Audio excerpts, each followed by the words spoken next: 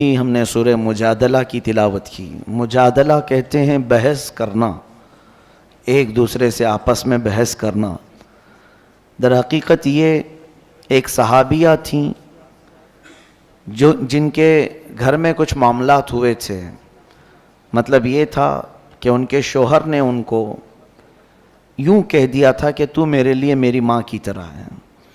اس کو زہار کہتے ہیں۔ ایک ہوتی ہے طلاق اور ایک ہے زہار۔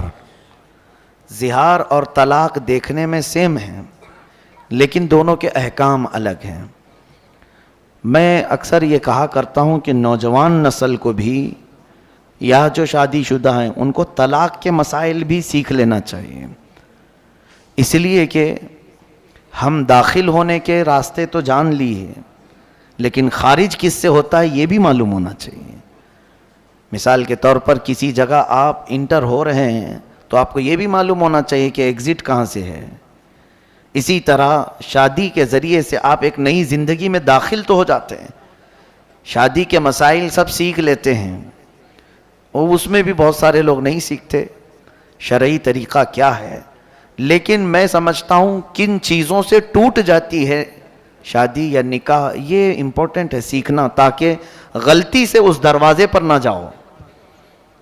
بہت سارے لوگ طلاق پوری ہو جاتی ہے تب مسئلہ پوچھنے آتے ہیں۔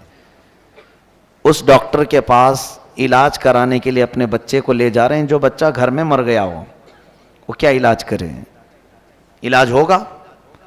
ابھی سانسیں باقی ہیں اور بیمار ہے، تب آپ ہاسپٹل لے جائیں تو پتہ چلتا ہے کہ کچھ علاج ممکن ہے، لیکن یہاں پر گھر میں پوری طلاقیں دے چکے ہوتے ہیں تب پھر مسئلہ پوچھنے آتے ہیں۔ مسئلہ تو آپ کو خود معلوم ہونا چاہیے کہ جب کوئی مرد اپنی عورت کو 3 مرتبہ طلاق کہہ دے تو اس کے لیے وہ حرام ہو جاتی ہے۔ طلاق مغلظہ اس کو کہتے ہیں اور یہ قرآن سے ثابت ہے، وہ اس کے لیے حرام ہو جاتی ہے۔ اجنبی عورت کی طرح ہو گئی، اس سے فوراً وہ الگ ہو جائے، اب وہ اس کے لیے حلال اس وقت تک نہیں ہوگی جب تک وہ عدت گزارے، پھر کسی اور سے نکاح کر لے۔ اب وہ دوسرا مرد اپنے اختیار سے جب چاہے اسے چھوڑے، پھر اس کی عدت گزارنے کے بعد پھر یہ پہلے شوہر کے لیے حلال ہو سکتی ہے۔ یہ طلاق کا پروسیس جو 3 طلاق ہو جائے۔ ہاں ایک بار اگر کسی نے کہا طلاق یا 2 مرتبہ کہا تو ابھی اسے بچایا جا سکتا ہے، یہ طلاق رجعی اس کو کہتے ہیں۔ اس میں رجوع کر سکتا ہے، واپس لے سکتا ہے، یعنی پھر اس کو دوسرے کسی کے نکاح میں دینے کی ضرورت نہیں، بلکہ خود ہی اس کا ہاتھ پکڑ لے اور کہہ دے کہ میں تجھے واپس کر لیا، تو یہ 1 طلاق یا 2 طلاق میں وہ واپس ہو جائے گی۔ اس کو طلاق رجعی کہتے ہیں۔ بتانے کا مطلب یہ ہے کہ یہ مسائل ہر مسلمان کو معلوم ہونا چاہیے۔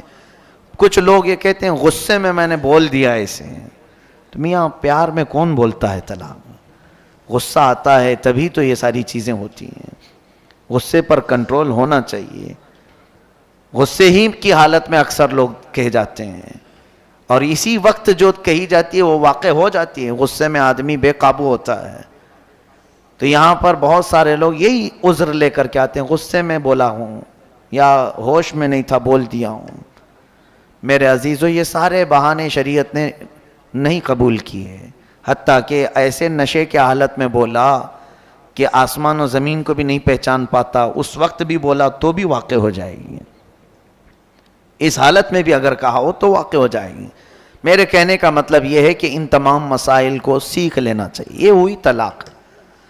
ایک ہے زہار، جو عورتیں تم پر حرام ہیں، مثال کے طور پر تمہاری ماں، بہن، بیٹی، یہ آپ کے اوپر حرام ہے نا، پھوپھی، خالہ، یہ آپ کے لیے ابدی حرام ہے، ہمیشہ کے لیے حرام ہے، ان سے نکاح نہیں کر سکتے تم۔ ماں سے کوئی نکاح نہیں کر سکتا، بیٹی سے، سگی بہن سے، یا پھر اپنی پھوپھی سے یا خالہ سے، کبھی بھی وہ زندگی بھر نکاح نہیں کر سکتا۔ ان کو محرمات ابدیہ کہتے ہیں، یعنی ہمیشہ کے لیے یہ عورتیں تم پر حرام ہیں، نکاح کے لیے حرام ہیں۔ اب ان عورتوں کے ذریعے سے آپ نے اپنی بیوی کو مشابہت دے دی، ان کی طرح کہہ دیا، اپنی بیوی کو کہا کہ تو میری پھوپھی کی طرح ہے، تو میری خالہ کی طرح ہے میرے لیے، یا میری بہن کی طرح ہے، یا پھر ایک عضو کو بھی کہہ دیا کہ تیرا پیٹ یا تیری پیٹھ یا کوئی حصہ میری ماں کی طرح ہے، تو اس کو کہتے ہیں زہار. وہ عورت تم پر حرام ہو گئی، طلاق نہیں ہوئی لیکن وہ حرام ہو گئی، اب تم اسے چھو نہیں سکو گے. یہ زہار ہے. اس کے مسائل ابھی آئے نہیں تھے. ایک صحابیہ کے ساتھ ایسا ہوا. عمر دراز خاتون تھی، ان کے شوہر بھی صحابی رسول ہیں. دونوں میں کچھ تکرار ہوئی گھر میں، تو شوہر نے کہہ دیا کہ تو میرے لیے ماں کی طرح ہے. تو وہ روتے ہوئے باہر نکلی اور آئی حضور صلی اللہ علیہ وسلم کے پاس کہ آقا اس مسئلے کو بتائیں، اتنی عمر ہو گئی، بڑھاپا آ گیا، اب جا کر میرے شوہر نے مجھے ایسا کہہ دیا، کیا کروں؟ نبی کونین صلی اللہ علیہ وسلم نے کچھ نہیں بتایا، خاموش رہے، کیونکہ ابھی مسائل آئے نہیں تھے، ابھی کوئی حکم اس مسئلے کے بارے میں آیا نہیں تھا. تو وہ باہر نکلی اور زور زور سے بحث کرنے لگیں اپنے شوہر سے یا کچھ، کہ میرا مسئلہ معلوم ہو جائے، کیا کروں، میں گھر میں رہوں یا باہر جاؤں. وہ چلا رہی تھی. تب اللہ تبارک و تعالیٰ نے جبرائیل امین کے ذریعے آیت نازل فرمائے، قد سمع اللہ قول التی تجادلک فی زوجہا وتشتکی الی اللہ. اللہ نے اس عورت کی بات سن لی جو اپنے شوہر کے بارے میں آپ سے بحث کر رہی ہے اور اللہ کی بارگاہ میں شکایت کر رہی ہے کہ میرا مسئلہ واضح کیا جائے. واللہ یسمع تحاورکما ان اللہ سمیع بصیر. اللہ نے آپ دونوں کی گفتگو کو سن لیا ہے اور اللہ سمیع و بصیر ہے، سنتا بھی ہے، دیکھتا بھی ہے. اب آگے مسائل اللہ نے نازل فرمائے. الذین یظاہرون منکم من نسائہم ما ہن امہاتہم ما ہن امہاتہم، یعنی وہ تمہاری مائیں نہیں ہیں، لیکن اگر تم نے ایسا کہہ دیا تو یہ غلط کیا تم نے، غلط کیا تم نے. اب کیا کرے؟ اللہ تعالیٰ فرماتا ہے والذین یظاہرون من نسائہم ثم یعودون لما قالوا فتحریر رقبۃ من قبل ان یتماسا. ایک غلام کو آزاد کرنا ہوگا جس نے بھی ایسا کہا ہے. غلامی کا زمانہ تو اب ہے نہیں، پہلے غلام ہوتے تھے. ایک غلام آزاد کرو، اب یہ پھر تمہارے لیے حلال ہو جائے گی. نہیں ہے اگر، آگے سنی آیت اور بھی اللہ فرماتا ہے فَمَن لَّمْ يَجِدْ فَصِيَامُ شَهْرَيْنِ مُتَتَابِعَيْنِ مِن قَبْلِ أَن يَتَمَاسَّا. جس کے پاس غلام نہیں ہے تو پھر وہ کنٹینیو 2 مہینے روزے رکھے، تب جا کے وہ تمہیں حلال ہوگی. 2 مہینے مسلسل روزے رکھے. ایک بھی اگر بیچ میں چھوٹ گیا تو پھر اثر 9 رکھے. 60 روزے رکھنا ہوگا. شہرین متتابعین، اللہ نے فرمایا 2 کنٹینیو روزوں، 2 مہینوں کو روزے کی حالت میں گزارنا ہوگا، لیکن اتنے دنوں تک عورت کو چھو نہیں سکتے، وہ تمہارے لیے حرام ہے. اب یہ بھی اگر کوئی نہیں کر سکا 2 مہینے کے روزے، آگے رب تعالیٰ فرماتا ہے فَمَن لَّمْ يَسْتَطِعْ فَإِطْعَامُ 60 مسکینا. تو 2 مہینے کے روزے نہیں رکھ سکتا تو 60 مسکینوں کو کھانا کھلائے. وہ ایک ٹائم پہ کھلائے یا ایک مسکین کو 60 دن کھلائے، دونوں صورتیں ہیں.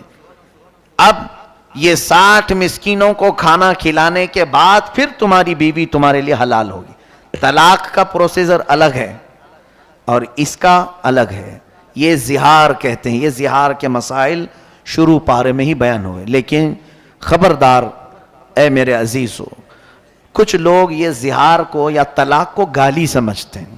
گالی دینا یعنی عورت کو کیوں بھائی طلاق کیوں کہا؟ گالی دینے کے لیے کہہ دیا. یہ گالی نہیں، گولی ہے، نکل جاتی ہے. گالی اس طرح سے نہیں ہوتی، اور در حقیقت اسلام میں گالی حرام ہے. ہاں، ڈانٹنے کی نیت سے تم کچھ اور الفاظ استعمال کر سکتے ہیں، اس کو کسی بھی طرح سے آپ ڈانٹ سکتے ہوں تو دوسرے الفاظ میں ڈانٹیں، لیکن یہ الفاظ طلاق کے یا زہار کے ہرگز نہ بولیں. کبھی بھی اپنی عورتوں کو کسی نے اگر یہ الفاظ استعمال کر لیے کہ تو میرے لیے میری ماں کی طرح ہے، میری بہن کی طرح ہے، میری بیٹی کی طرح ہے، تو میرے لیے میری پھوپھی کی طرح ہے، میری خالہ کی طرح ہے، تو یہ الفاظ جو ہیں زہار کے ہیں، عورت اس پر حرام ہو جاتی ہے. پھر اگر حلال کرنا ہے واپس اپنی عورت کو تو کنٹینیو 2 مہینے کے روزے رکھے یا تو پھر 60 مسکینوں کو کھانا کھلائے، تب وہ عورت حلال ہوگی. تو اس سے اندازہ کیجئے کہ ہمارے یہ خانگی جو مسائل ہیں، ازدواجی زندگی کے جو مسائل ہیں، یہ سیکھنا کتنا ضروری ہے. کیا ان مسائل سے سارے لوگ واقف ہیں؟ کیا یہ سارے لوگ جانتے ہیں زہار کیا ہوتا ہے؟ کیوں نہیں سیکھے؟ قیامت کے دن اگر تم میں سے کسی کے ساتھ ایسا معاملہ ہو گیا اور پکڑے گئے، اللہ تبارک و تعالیٰ نے پوچھا کہ تو اپنی بیوی کے ساتھ زہار کیا تھا پھر بھی ایسی زندگی گزارتا رہا، رب تبارک و تعالیٰ کی بارگاہ میں اگر کسی نے یہ کہا کہ مولا مجھے معلوم نہیں تھا، تو دو پکڑ ہوگی. سیکھا کیوں نہیں، اس پر بھی مار پڑے گی، اور کیا کیوں، اس پر الگ سزا ہوگی. جو انجانے میں گناہ کرتا ہے اس کی 2 سزا ہیں، اور ایک نہ سیکھنے کا، کیونکہ اللہ نے فرمایا کہ تمہارے لیے کیا نبی کا حکم نہیں آیا تھا، طلب العلم فریضۃ علی کل مسلم و مسلمہ، ہر مسلمان مرد اور عورت پر اتنا علم سیکھنا فرض ہے جس سے وہ اسلامی زندگی گزار سکے. یہ علم تو ہر ایک مسلمان پر فرض تھا، تم نے نہیں سیکھا، یہ غلطی تمہاری ہے. تو دو سزائیں ہیں وہاں پر، ایک نہ جاننے کی سزا اور ایک گناہ کرنے کی سزا. اسی لیے میرے عزیزوں ان مسائل کو باریکی کے ساتھ یاد کر لو. آج لوگ بڑے بڑے ڈسکشن میں رہتے ہیں، انٹرنیٹ پر مناظرے کرتے رہتے ہیں، اور وہ بھی جس سے ان کا حاصل ہی نہیں، کچھ ضرورت نہیں ہے، ایسی چیزیں پوچھتے رہتے ہیں. تاریخ کی باتیں، حضرت موسیٰ علیہ السلام ناشتے میں کیا کھاتے تھے، ہاں حضرت عیسیٰ علیہ السلام کا گھر کیسا تھا، حضرت ابراہیم علیہ السلام کس وطن میں رہتے تھے، یہ تاریخی انفارمیشن ہے.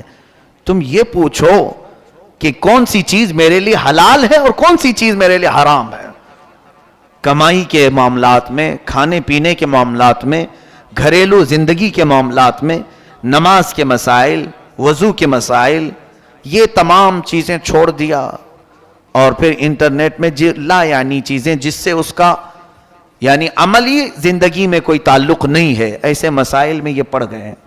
اور اسی وجہ سے آج دیکھیں وہ لوگ اپنے ہاتھ میں قلم اور فتویٰ لے کر کے گھوم رہے ہیں جن کو ابھی استنجا کے مسئلے بھی نہیں معلوم، اور وہ بڑے بڑے لوگوں کے ایمان ناپ رہے ہیں کہ یہ مسلمان ہے کہ یہ کافر ہے، یہ دائرہ اسلام سے نکلا ہوا ہے. خود کو یہ نہیں معلوم کہ ابھی میں اسلام پر پورا قائم ہوا کہ نہیں ہوا.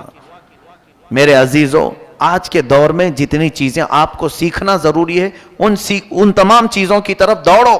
زندگی بہت تیزی سے نکلتی جا رہی ہے. جو ضروری مسائل ہیں ان سب کو کسی نہ کسی ذریعے سے سیکھو. علمی محفلوں میں بیٹھو یا علماء کی صحبت اختیار کرو. کیا علماء صرف تعویذ گنڈے کے لیے ہی ہیں؟ دھاگے دم درود اسی کے لیے ہیں علماء؟ بچے بیمار ہوں، گھر میں مصیبت ہو، اسی لیے علماء ہیں؟ علماء کرام کے پاس آپ زیادہ سے زیادہ علم سیکھنے کے لیے وقت گزارو. کئی چیزیں میں دیکھتا رہتا ہوں، علماء کا کام کیا ہے. ہم بھی اس دور سے گزر رہے ہیں، لوگوں نے ان کو کیا چیز بنا رکھا ہے. اگر کچھ اچھے لوگ ہیں، مؤدب لوگ ہیں، آتے بھی ہیں، تو وہ اپنی ضروریات کے اعتبار سے بیمار ہے. میں یہ منع نہیں کر رہا ہوں، ٹھیک ہے، اس کے ساتھ کچھ اور بھی چیزیں ہیں، کچھ محفلیں ہیں، علمی محفلیں، اس میں کیوں نہیں حاضر ہوتے؟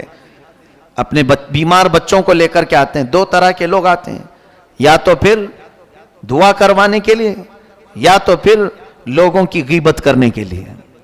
2 طرح کے لوگ علماء کے پاس آتے ہیں. بیٹھ جائیں اور سارے لوگوں کی غیبت چھیڑ دیں، فلاں کیا کر رہے تھے، وہ یہ کر رہے تھے، وہاں ایسا چل رہا تھا. خود بھی گنہگار ہوتے ہیں اور علماء کرام کو بھی ایسے غیبت میں مبتلا کر جاتے ہیں. ایسے حالات سے گزرتے رہتے ہیں، ہم دیکھتے ہیں. میرے عزیزو، یہ علم سیکھنے کا موقع آپ کے پاس اگر مل گیا ہے علماء کے ذریعے سے تو زیادہ حاصل کر لو. سیدنا امیر حمزہ رضی اللہ تعالیٰ عنہ، سیدنا عمر فاروق رضی اللہ تعالیٰ عنہ فرماتے ہیں کہ ہم کو سورہ بقرہ سیکھنے میں 12 سال لگ گئے. 2.5 پارے کی سورہ ہے. کون؟ امیر المومنین عمر ابن خطاب رضی اللہ تعالیٰ عنہ. سورہ بقرہ سمجھنے، تفہیم، اس کی تمام چیزوں کو معلوم کرنے میں مجھے 12 سال لگ گئے. اور خود میرے آقا صلی اللہ علیہ وسلم سورہ ہود کے بارے میں فرماتے ہیں کہ سورہ ہود نے مجھے بوڑھا کر دیا، اور ہم ہیں کہ چھونا بھی نہیں چاہتے. قاعدے قوانین معلوم بھی نہیں کرنا چاہتے. ہو سکتا ہے کچھ علماء تھوڑی دیر کے لیے ناراض ہو جائیں آپ کے پوچھنے کے طریقے سے, لیکن چھوڑو مت. ہو سکتا ہے کوئی جھڑک دے, لیکن چھوڑو مت, پھر حاصل کرتے ہی رہ جاؤ, لگے رہو.